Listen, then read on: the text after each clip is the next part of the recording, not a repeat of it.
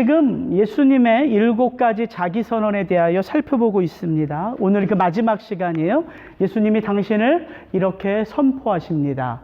나는 참 포도나무요, 너희는 가지라. 오늘 이 7번째 예수님의 자기선언은 분명한 바운더리가 있습니다. 하나님 아버지가 농부시래요. 그 포도나무를 가꾸시는 농부가 하나님 아버지라고 말씀하십니다. 우리 예수님 참 포도나무시래요.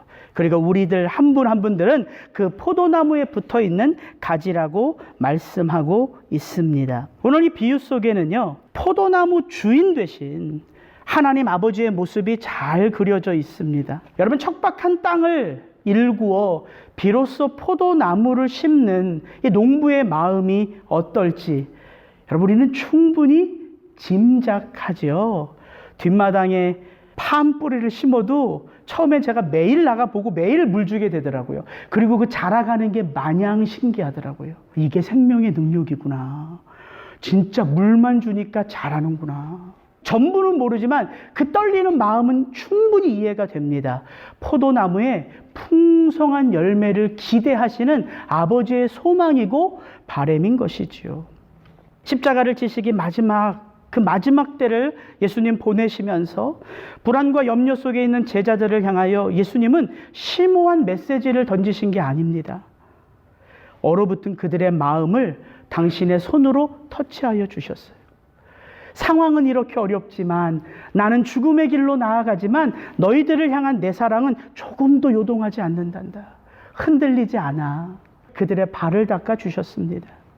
이제 내가 잠시 너희를 떠나겠다는 그 말씀 속에 불안해하고 염려하는 제자들에게 예수님은 너희들은 결코 길을 잃어버린 것도 추구해야 할 목표가 사라진 것도 아님을 가르쳐 주십니다. 이 한마디의 말씀으로 내가 곧 길이요 진리요 생명이라. 여러분, 이 짧은 예수님의 자기선언 속에는 우리가 성도로서 추구해야 되는 우리의 인생이 담겨진 것 같아요. 길이고 진리고 생명이신 예수님이 오늘 이 마지막 자기선언을 통하여 어디에 계신지가 드러나는 거예요. 어디에 계세요? 우리 속에. 그래서 6번째 자기선언과 7번째 자기선언은 연결된 거예요. 이번 주 이 말씀을 묵상하는데 길이고 진리고 생명 되신 예수가 내 안에 나의 삶을 붙들고 계시는 뿌리구나 라고 제가 묵상하니까 문득 어렸을 때 들었던 노래 하나가 생각이 나더라고요. 나는 구원열차 올라타고서 하늘 날아가지요. 노래가 잘 되는데요. 차표 필요 없어요. 주님 차장 되시니 뱃삭 필요 없어요. 주님 선장 되시니 나는 뭐가 없다고요? 염려 없어요. 이 노래가 떠오르더라고요. 몇 번을 반복해서 들었어요. 그렇구나. 길 대신 예수님이 내 속에 계신데, 진리 대신 예수님이 나와 함께 하시는데, 그분이 나의 생명 전체인데 왜 두려워하고 왜 불안하고 왜 염려할까? 그게 문득 제 안에 떠오르더라고요. 팔레스타인 지방에서 흔히 볼 수 있는 이 포도나무는요, 구약에서부터 자주 이스라엘 백성들과 하나님의 관계를 비유하는 그 비유로 많이 사용되어져 있어요. 그래서 이 포도나무 비유를 통하여 예수님이 제자들에게 하신 이 말씀은요, 진짜 살아있는 교보제처럼 제자들의 마음속에 깊이 새겨져 있다는 것이지요. 지금 몇 군데 구약의 말씀을 좀 제가 찾아봤는데요. 좀 길지만 제가 한번 읽어드릴게요.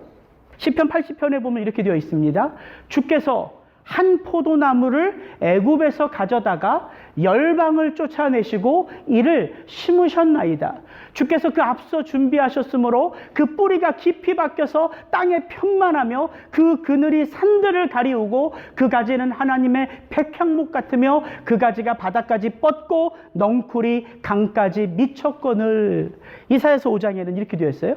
나의 사랑하는 자에게 포도원이 있으며 심히 기름진 사내로다. 내가 하나님이 땅을 파서 돌을 제하고 극상품 포도나무를 심었었도다. 그 중에 망대를 세웠고 그 안에 술투를 팠었도다. 좋은 포도 맺기를 바랐더니 들포도를 맺혔도다. 내가 내 포도원을 위하여 행한 것 외에 무엇을 더할 것이 있었으랴. 내가 좋은 포도 맺기를 기다렸거늘 들포도를 맺힘은 어찌민고. 호세아서 10장입니다. 이스라엘은 열매 맺는 무성한 포도나무라. 그 열매가 많을수록 재단을 많게 하며 그 땅이 아름다울수록 추상을 아름답게 하도다. 저희가 두 마음을 품었으니 이제 죄를 받을 것이라. 하나님이 그 대잔을 쳐서 깨치시며 그 주상을 허르시리로다. 이스라엘 백성의 출애굽으로부터 시작하여 그들에 대한 하나님 아버지의 열심과 사랑과 기대, 그리고 그 하나님의 사랑의 실증을 내며 결국 그 하나님의 소망과 기대를 무너뜨리며 이방의 신들에게 그 마음을 빼앗기며 멸망으로 치닫는 그 이스라엘의 그 마지막까지 하나님은 포도나무를 통하여 말씀하고 계신 거예요. 제가 처음에는 몰랐는데 이 시편 80편부터 호세아서 10장까지 이스라엘 전체의 운명이더라고요. 호세아서 마지막 10장 그 패역했던 이스라엘 백성들에게 하나님은 말씀하세요. 너희들이 열매가 무성한 듯 보이지만 그 열매는 거짓 열매래요. 풍성한 열매는 이방신을 향한 제단이고 주상들이래요. 하나님의 사랑, 하나님의 소망, 하나님의 기대와 같이 살아내지 못한 이스라엘의 처음과 마지막을 하나님은 포도나무를 통해서 설명하고 계셨더라고요. 그런데 오늘 예수님이 이 십자가를 지시기 마지막 이때에 포도나무를 소재로 하여 제자들에게 메시지를 주십니다. 그 메시지는 참 간단해요. 이스라엘 백성들이 참 포도나무가 아니라는 거예요. 그래서 오늘 예수님이 말씀하시는 거예요. 나는 참 포도나무요, 너희는 가지라. 그러고 나서 요한복음을 보니까 이 참이라는 말을 요한은 참 많이 기록하고 있어요. 참빛, 참떡, 참 하나님, 참 제자, 참 포도나무예요. 마치 가짜를 파는 사람들이 강조하기 위해서 뭐라고 말해요? 진짜 원조가 바로 우리다. 진짜 참 원조. 이런 건 다 가짜들이 하는 거잖아요. 주님께서 이렇게 참이란 말을 강조하실까? 이유가 분명하더라고요. 이 세상이 거짓으로 만연되어져 있어요. 우리가 거짓 것을 먹으면서도 그게 참인 것을 알고 살아가요. 그래서 주님이 말씀하시는 거예요. 참은 오직 나 하나뿐이라는 거예요. 그래서 우리에게는 책임이 있어요. 어떤 책임? 참인 것을 분별해야 될 책임. 참인 것을 듣고 참인 것을 먹고 참인 것을 새기며 참된 것 안에서 살아가야 될 책임 또한 우리에게 있는 것입니다. 참된 것 안에서 살아가다 보면 거짓에 부닥쳤을 때 이것이 거짓인 것을 안다고요. 은행원들이 참 지폐, 거짓 지폐를 구별할 때 거짓 지폐를 가지고 계속 훈련할까요? 아니에요. 예, 2단 연구해야 되겠죠. 그러나 2단을 연구하기 위해서 애쓰시기 전에 참된 주의 말씀에 애를 쓰는 저와 여러분 되기를 주의 이름으로 축복합니다. 참된 것이 채워져 있으면 거짓이 발붙일 수가 없다는 것이죠. 주님께서 지금까지 이 6번의 자기 선언을 말씀하실 때요, 이 모든 자기 선언은 예수님이 어떤 분이시고 또 그분이 우리의 삶 속에서 어떠한 것을 이루어내는지에 대한 자기 선언이셨어요. 나는 생명의 떡이라. 우리가 죽어 있으니까 생명의 떡을 먹어야 되잖아요. 나는 세상의 빛이라. 우리는 또 여전히 어둠 속에서 살아요. 이 어두운 세상 가운데. 그래서 주님이 비치셔야 돼요. 나는 양의 문이라. 나는 선한 목자라. 저와 여러분들은 자기 소견에 옳은 대로 살아가는 양이에요. 주님만이 우리의 양의 문이고 선한 목자이셔야 돼요. 나는 부활이요 생명이라. 나는 길이요 진리요 생명이라. 물론 이 6가지 말씀 속에도, 자기 선언 속에도 우리가 누구이고 우리가 살아가는 세상이 어떤 곳인지를 말씀하고 있지만 그것은 함축되어져 있어요. 그러나 이 마지막 7번째 비유 속에는 주님이 어떤 분이신 선포하신 것뿐만 아니라 우리가 그분에게 누구인지를 이 자기 선언 속에 담아 놓으셨다는 거예요. 나는 참 포도나무요, 너희는 가지라. 여러분, 가지 스스로 존재할 수 없는 것이죠. 가지는 오직 포도나무에 속한 것입니다. 그 생명력은요, 뿌리로부터 올라오는 거예요. 그러나 또한 이 포도나무의 가장 영광스러운 열매는 어디에 맺힙니까? 뿌리에 맺힙니까? 가지에 맺혀요, 가지에. 그래서 제가 알았어요. 하나님께서 이스라엘 백성들에게 내가 너희들을 출애굽하여 이 광야 같은 한복판에 땅을 파고 술틀을 짜고 모든 것을 예비하여 너희들을 포도나무로 심었는데 그들은 다 자기가 참 포도나무인 줄 아는 거예요. 여러분, 우리에게는 하나님의 바램과 하나님의 소망을 만족시켜 드릴 만한 능력이 없어요. 오직 하나님에게 모든 것을 드리며 오직 하나님의 말씀대로 모든 것을 살아내시는 유일하신 한 분은 누구예요? 예수예요, 예수. 우리는 참 포도나무가 아니에요. 오직 예수만이 참 포도나무예요. 그런데 또 하나 재밌는 게 있어요. 포도나무 가지가 스스로 존재할 수 없고 포도나무에 붙어 있는 것처럼, 그리고 이 포도나무를 심을 때 농부가 기대하는 그 열매가 가지에 맺히는 것처럼 우리는 뭐라고요? 포도나무라고요. 어떤 포도나무? 예수 안에 접붙임바 되어 있는 포도나무. 이해하시겠어요? 가지 자체는 의미가 없어요. 가지가 어떻게 생명력이 있어요? 가지는 포도나무에 붙어 있을 때에 비로소 열매를 맺을 수 있다고요. 그래서 하나님은 우리가 포도나무이신 참 예수 그리스도 안에서 살아가는 그의 가지일 때에 그런 우리들을 보시면서 포도나무라고 축복해 준다는 말씀이에요. 저는 오늘 이 마지막 예수님의 자기선언을 통하여 우리가 어떻게 예수님과 접붙임되어 날마다 그분에게로 자라갈 수 있는지 함께 살펴보며 은혜를 나누기 원합니다. 오늘 두 가지로 좀 대지를 좀 잡아봤어요. 근데 사실 중요한 건 이 첫 번째 대지예요. 무엇보다 이 비유를 통하여, 이 마지막 예수님의 자기선언을 통하여 저는 저와 여러분들이 농부이신 아버지의 마음을 깊이 체험하게 되기를 축복합니다. 이것을 여러분 깊이 체험하면 큰 유익이 있더라고요. 저는 예수님이 이 비유의 말씀을 시작하면서 이 비유의 바운더리를 분명하게 정해주신 게 이 본문 전체를 해석하고 이해하는 데 있어서 정말 유익했어요. 나는 참 포도나무요, 내 아버지는 농부라. 그리고 너희는 가지라. 요 단순한 이 바운더리가요, 이 본문 전체를 이해하는데 참 유익했습니다. 왜냐하면요, 우리가 1절을 이렇게 읽고 2절로 넘어가다 보면 좀 해석이 애매한 게 나와요. 같이 한번 읽어보겠습니다. 무릇 내게 있어 열매를 맺지 아니하는 가지는 아버지께서 그것을 제거해 버리시고 무릇 열매를 맺는 가지는 더 열매를 맺게 하려 하여 그것을 깨끗하게 하시느니라. 여러분, 이 2절의 말씀을 읽으면서 여러분 어떤 느낌을 받습니까? 열매 맺지 못하는 가지는 제거해 버리셔? 열매 맺는 가지는 더 정성스럽게 손질을 해주시네? 좀 이게 애매하지 않아요? 지금 여러분들이 다 그 첫사랑의 감격 속에 성령 충만하여 예수를 위해 살고 계시면 이건 너무 좋지요. 주님 나에게 첫사랑 주셔서 그 예수 안에서 나로 하여금 섬기게 하시고, 이 섬김이 얼마나 큰 축복이에요? 근데 나로 더 풍성한 열매를 맺게 하시기 위하여 내 몸에 가지도 쳐주시고 손도 대신에, 너무 좋아요. 그런데 신앙이 뜨거울 때가 있으면 어떤 때도 있습니까? 차갑게 식어질 때도 있잖아요. 예배를 와도 아무 느낌이 없고 교회를 가고 싶은 마음은 더더욱 없고, 왜 이렇게 설교는 길어? 왜 이렇게 했던 말은 또 해? 저 비유는 내가 10번도 더 들었어. 이런 신앙생활을 할 때가 우리 가운데 있잖아요.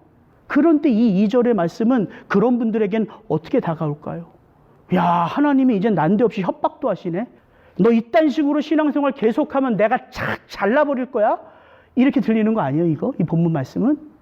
제가요, 이 본문 2절의 말씀을 묵상하는데 도저히 제 안에서요, 그 잃어버린 한 마리 양을 위하여 99마리를 그 들판에 그냥 놔비두고 그 한 마리를 찾아 나서서 그 한 마리를 발견하고서는 너무나 기뻐서 그 양을 끌고 오는 것도 아니고 어깨에 짊어지고 덩실덩실 춤을 추고 오는 그 예수님하고 오늘 이 본문 속에 하나님하고는 매칭이 안 되는 거예요, 제가.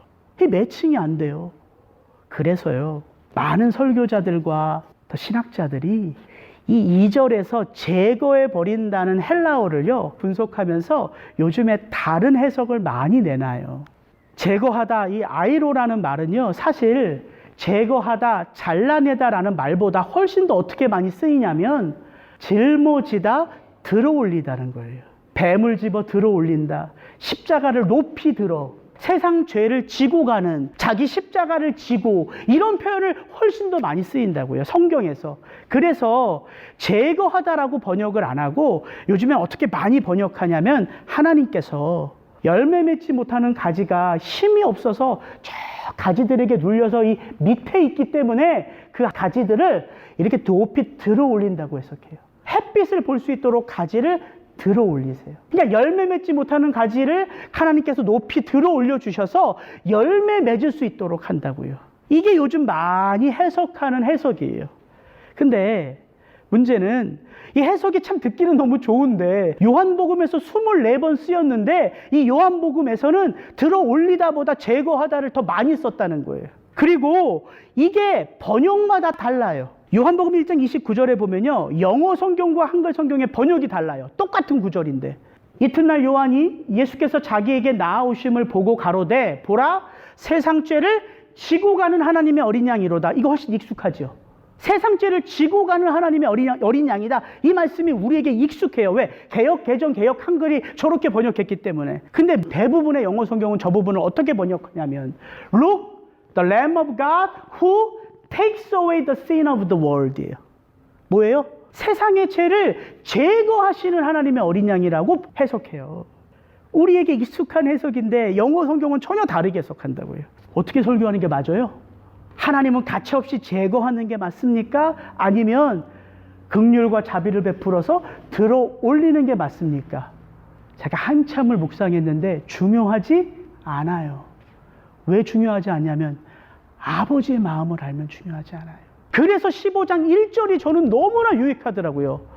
하나님은 포도 농부시고 나는 참 포도나무요 너희는 가지라.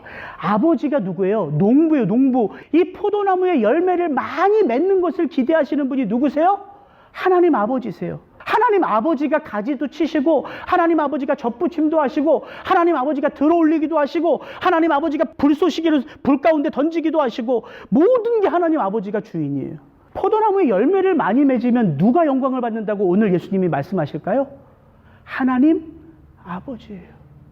이 포도나무 위의 모든 스토리 속의 주인공은 열매도 포도나무도 아닌 아버지예요.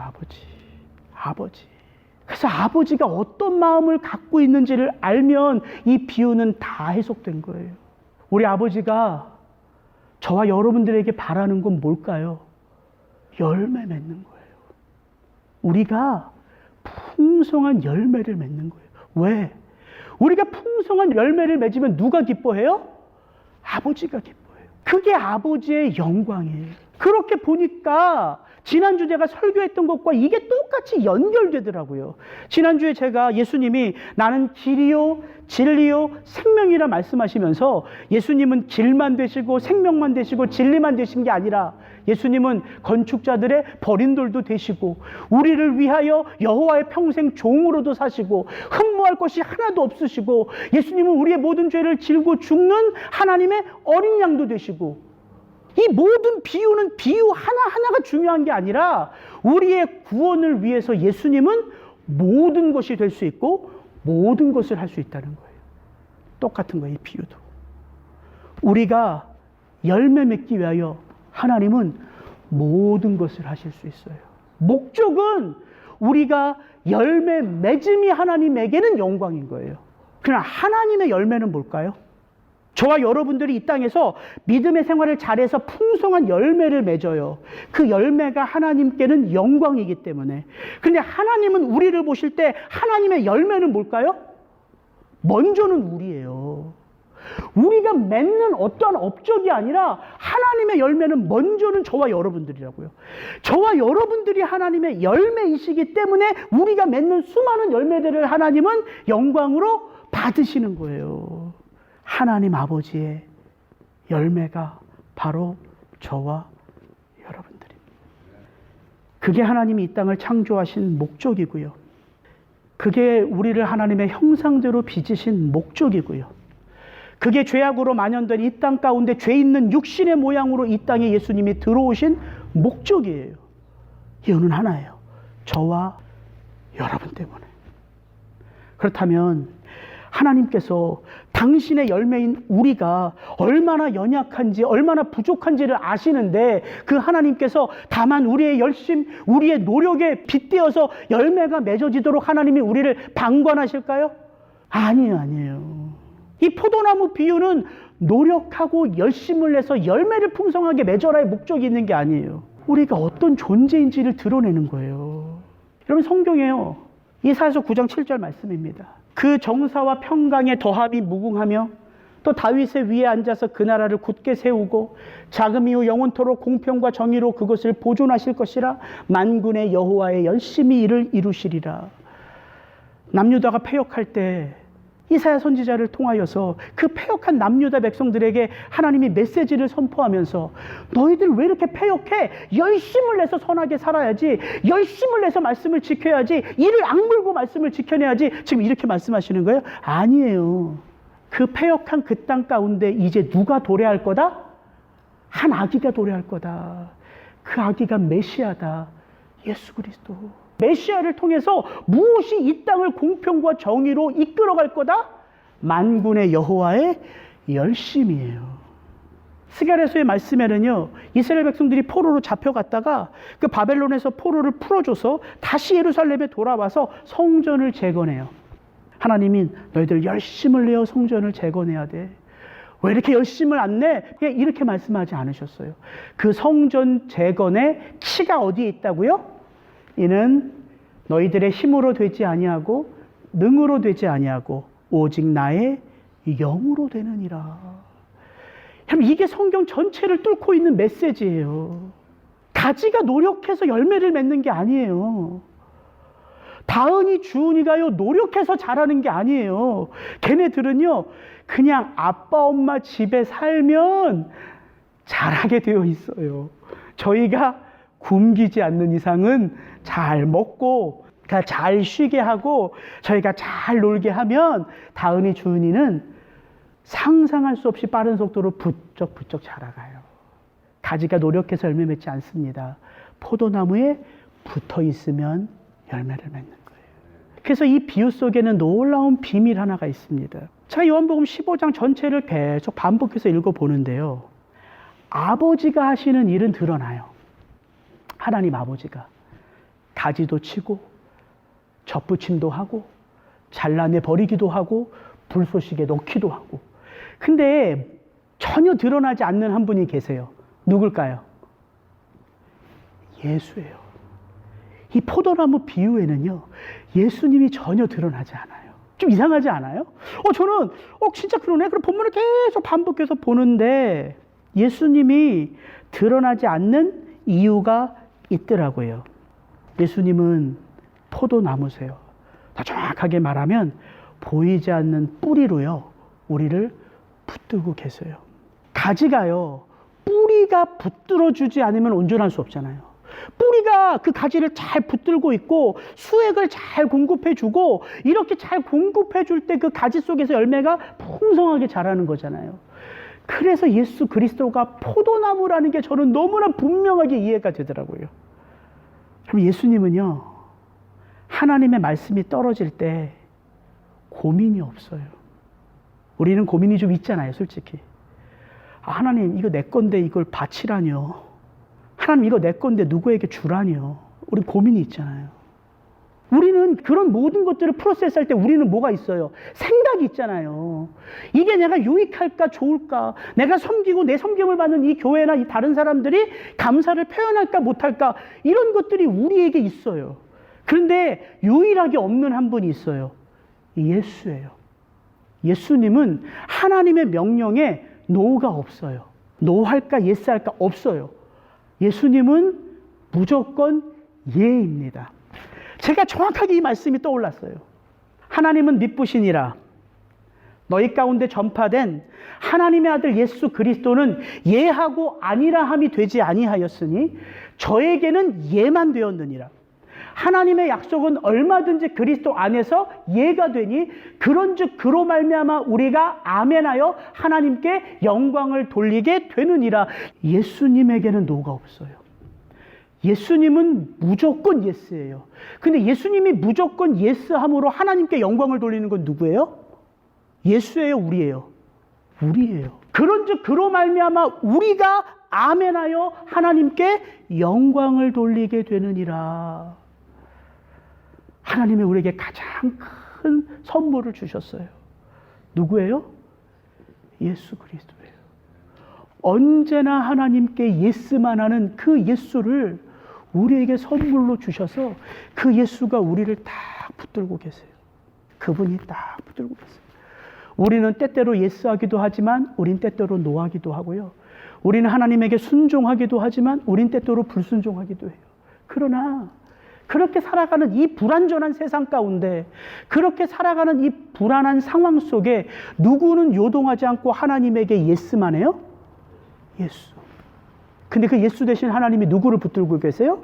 저와 여러분들. 그래서 불안한 이 세상 속에 때때로 염려하고 무거운 짐진 것 같은 우리들이 그 예수 안에 있기 때문에 열매 맺을 수 있는 거예요. 저는 저와 여러분들이 우리에게 가장 큰 선물을 주신 하나님을 찬송하고 변함없이 우리를 요동하지 않고 붙들고 계시는 그 예수 그리스도에게 영광을 돌리시는 주의 백성들이 되기를 주의 이름으로 축복합니다.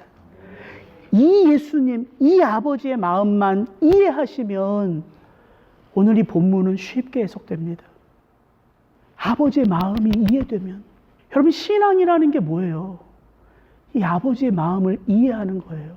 여러분 삶 가운데 힘들고 어려운 때가 왜 없겠습니까? 고통의 때가 왜 없겠어요? 가장 절망스럽고 가장 고통스럽고 가장 극심하게 아플 때에, 그래서 그때만 생각해도 오한이 쳐지고 몸소리가 쳐질 때에 그렇게 발을 동동 구르는 그때가 우리가 신앙생활을 하다 보면 무엇과 연결돼요? 더 하나님의 깊은 은혜를 체험하는 그때랑 연결되잖아요. 그게 접붙임 되어 있는 자리예요. 가장 두렵고 가장 절망스럽고 가장 아픈 때가 돌아보면 하나님의 은혜 속에 깊이 잠들어 있을 때예요. 그래서 우리가 신앙생활을 하다 보면 이제 무엇을 알게 돼요? 내게 다가오는, 우리 가정에게 다가오는 이 모든 일들 속에 우리가 무엇 하나만 붙들면, 아버지의 마음만 붙들면 이 일도 선하신 하나님의 역사하심 속에 있는 일인 것을 우리가 알게 되는 거예요. 그래서 바울이 로마서에서 이렇게 말합니다. 기록된 바 우리가 종일 주를 위하여 죽임을 당케 되며 도살할 양같이 여김을 받았나이다함과 같으니라. 그러나 이 모든 일에 우리를 사랑하시는 이로 말미암아 우리가 넉넉히 이기느니라. 내가 확신하노니 사망이나 생명이나 천사들이나 권세자들이나 현재일이나 장래일이나 능력이나 높음이나 깊음이나 다른 아무 피조물이라도 우리를 우리 주 예수 그리스도 안에 있는 하나님의 사랑에서 끊을 수 없느니라. 이 삶을 살게 되는 거예요. 아버지의 마음을 알면. 그래서 내가 사는 내 인생이지만 내 힘으로는 내 인생을 해석할 수 없음을 아는 게 신앙의 길을 걷는 거예요. 그리스도 예수 안에서 우리의 신앙이 해석되기 때문입니다. 그래서 신앙은 그 하나님이 어떤 분이신지 그분의 마음을 알므로써 자라가는 거예요. 그래서 이 아버지의 마음을 알면 이 비유는 해석이 되는 거예요. 그래서 사실 두 번째는 안 해도 되지만 빨리 지나갈게요. 내 안에 거하라는 의미가 뭔지만 아시면 돼요. 오늘 이 포도나무 비유에 가장 많이 언급되는 게 내 안에 거하라. 내가 너희 안에, 너희가 내 안에 붙어 있지 않으면, 붙어 있으면, 이렇게 안에 거한다는 게 많이 나와요. 이 비유 안에 제일 많이 언급돼요. 내 안에 거하라는 게 뭔지 예수님이 단순하게 말씀하셨어요. 너희가 내 안에 거하고 내 말이 너희 안에 거하면. 우리가 그리스도 예수 안에 거하며 살아간다는 게 뭘 말한다고요? 하나님의 말씀 안에서 사는 거라 말하는 거예요. 내 말이 너희 안에 거하면. 그 예수님의 말씀이 우리 안에 거하면 도대체 우리가 무엇을 체험하는가? 예수님이 이렇게 말씀하세요. 내가 아버지의 계명을 지켜 그의 사랑 안에 거하는 것 같이 너희도 내 계명을 지키면 내 사랑 안에 거하리라. 이거예요. 예수 안에 있으면 우리가 어떤 삶을 산다고요? 하나님의 사랑받는 인생인 것을 안다고요. 하물며 집안에 있는 관계도, 남편과 아내의 관계도 이렇게 서로에게 많은 영향을 미치는데 하나님의 그 빛 되신 영광이 우리에게 어떤 영광을 미칠까를 한번 생각해 보시라고요. 오늘 예수님이 분명하게 말씀하세요. 내가 아버지의 사랑 안에 거하는 것처럼 너희가 내 사랑 안에 거한다. 그럼 이게 포도나무 비유의 전부입니다. 그분 안에 있으면 그 사랑이 나를 덮는다는 거예요. 그 사랑이. 그래서 사랑 안에서 살아가는 자가 모든 것을 이길 수 있는 거예요. 모든 것을 감당할 수 있는 거예요. 말씀을 정리할게요. 예수님이 그래서 14장, 15장, 16장 이 마지막 십자가를 지시기 전에 그 친밀하게 제자들에게 말씀해 주신 바로 이 포도나무 비유를 통하여 우리에게 도전하는 게 뭐냐면 어떻게 그럼 이 친밀한 관계 속에서 늘 살아갈 수 있느냐? 비밀이 두 가지예요. 뭐냐면 보혜사를 너희에게 주겠다는 것하고요. 그 보혜사가 너희 속에서 너희의 기도를 응답하시겠다는 거예요. 이거예요.